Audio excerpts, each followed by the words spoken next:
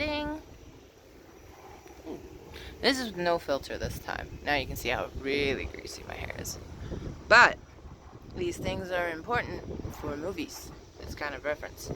Also, validation. Not that kind of validation, but computer logic validation. So, we all know hair is one of those really, really hard things to simulate.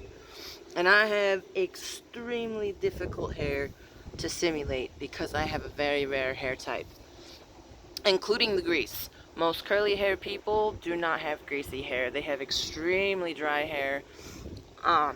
That's what makes this good reference material, especially from a camera phone. Well, everything's a camera phone these days.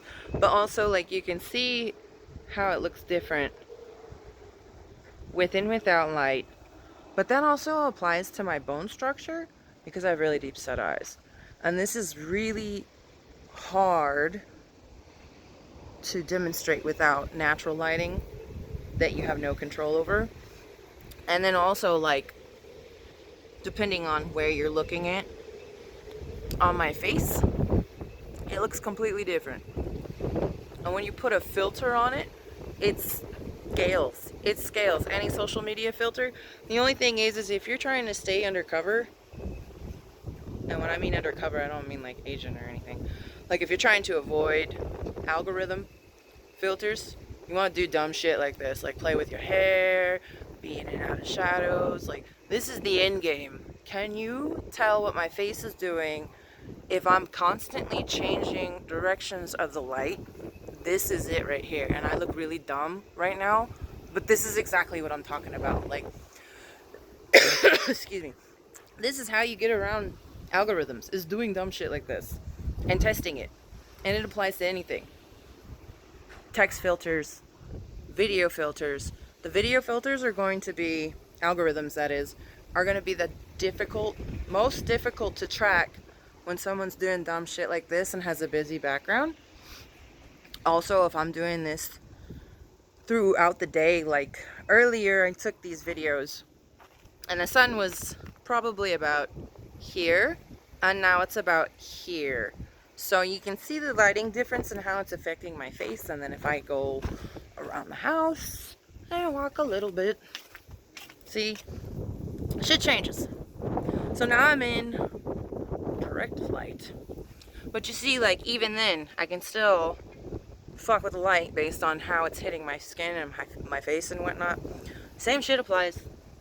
This works best if you do not have a flat face. Flat face, which I do not.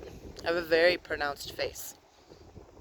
So people like me that have unique faces and unique facial structures, shit, I can't English right now, holy fuck, and hair, we're the ones you gotta test the algorithms on. And that goes for everyone.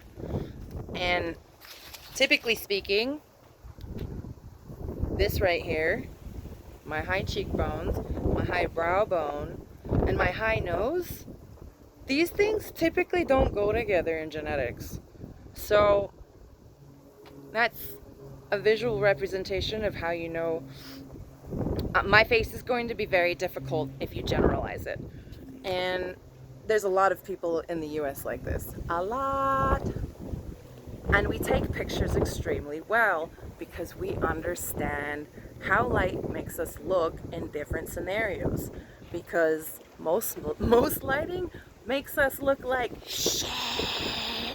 So, these are things that we have to consider when we're taking beauty shots and la-di-da-di-da-di-da-da. And I learned this from an early age. Now, some people are more photogenic than others, granted, but there's things that you can do with lighting to fix this. I look best in natural lighting in the shade or indoors where the light is bouncing through a window. And it's because it softens it. So when I'm in direct light like I am right now, you can see all my little imperfections, which if that's what you're going for, cool. If you want that level of detail, that's fine. Most women don't. For good reason.